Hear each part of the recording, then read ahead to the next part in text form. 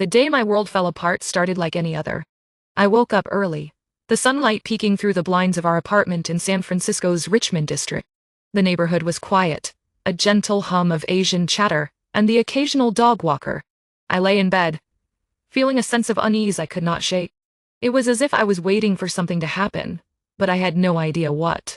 Noah and I had been together for over 10 years. I had left everything behind. My family, my friends, my old life. To be with him. He was charming, successful, and made me feel like I was the only person in the world. Or so I thought. As I got out of bed, I noticed Noah's car was gone. He had told me he had an early meeting at work. I tried not to think about it, focusing on getting ready for the day instead. Our son Jack was turning 7, and I wanted to make sure I was there for his birthday celebration tonight. But as I was making breakfast, I could not shake off the feeling that something was off. Noah had been distant lately, always needing more space and alone time. He would often tell me he was stressed with work, but I had never seen him like this before. And then there were the little things. He started keeping his car unusually clean, almost obsessively so. He would wash it every weekend, and I would find myself wondering why it mattered so much to him. I pushed those thoughts aside, telling myself I was being paranoid. We had our issues, like any couple, but I thought our love was strong enough to overcome them. I remembered when he got his big promotion at work, he was over the moon.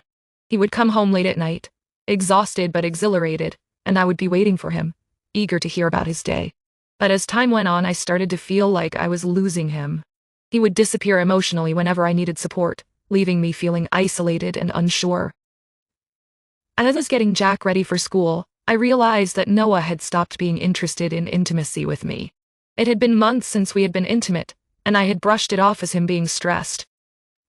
But now, I was not so sure. The final straw was when he missed Jack's birthday for a work emergency. He had promised to be there, to take him out for a special celebration. But when I called him, he told me he could not make it, that something unexpected had come up. That's when I decided to investigate. I hired a private investigator to follow him, to see where he was really going. I did not want to believe that he was cheating on me, but I had to know the truth. As I waited for the investigator to call me back, I felt a sense of dread building up inside me. I tried to distract myself by getting Jack ready for school, but my mind kept wandering back to Noah. Where was he? Who was he with? And then, my phone rang. It was the investigator. He had followed Noah to a coffee shop on the other side of town. He had seen him kiss a woman goodbye through the window of the coffee shop. My heart sank. I felt like I had been punched in the gut. I could not breathe. I could not think. I had to see it for myself. I drove to the coffee shop, my heart racing with every mile. When I got there, I saw him through the window, sitting with a woman. He was smiling, laughing. And then, I saw her. The woman he was with. She was beautiful, with long black hair and piercing green eyes. He was holding her hand, and I could see the affection in his eyes. It was like a punch to the gut. I felt like I was going to vomit. I watched as he walked out of the coffee shop, as he kissed her goodbye. And then, I saw him tell her something that made my blood run cold. "You're just my roommate," he said, smiling. Roommate? I was his wife. I was the mother of his child. And he was telling this woman that I was just his roommate? I felt like my world was crumbling around me. I did not know what to do, what to say.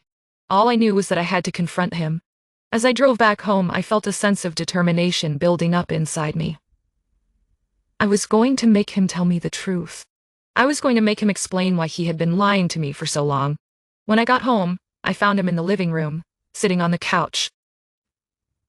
He looked up at me, and for a moment, I saw a glimmer of fear in his eyes. "Hey," he said, standing up. "What's wrong?" I looked at him, my eyes filling with tears. "I know," I said, my voice shaking. "I know about her."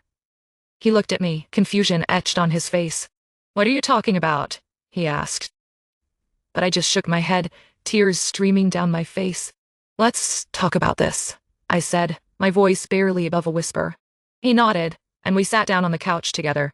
I took a deep breath, trying to calm myself down. "How could you do this to me, Noah?" I asked, my voice cracking. "How could you lie to me for so long?" He looked at me, his eyes filled with regret. "I am sorry," he said, his voice barely above a whisper. "I was weak. I made a mistake. But I just shook my head. A mistake? I repeated. 12 years of cheating on me, of lying to me, is not a mistake. It's a choice. He looked at me, tears streaming down his face. I know, he said. I was wrong. I am so sorry. But I just felt a sense of anger building up inside me. You're sorry? I repeated. You're sorry. You've been sorry for years, but you've never changed. You've never stopped cheating on me, lying to me. I stood up, my heart pounding in my chest. I deserve better than this, I said, my voice firm. I deserve better than a man who cheats on me, who lies to me. And with that, I walked out of the room, out of the apartment. I knew I had a long road ahead of me, but I was ready. I was ready to take back control of my life, to find myself again. As I looked back, I saw Noah sitting on the couch, tears streaming down his face. He looked up at me, and for a moment, I saw the man I thought I knew. But then I remembered the truth. He was a liar, a cheater, and Anna's better off without him.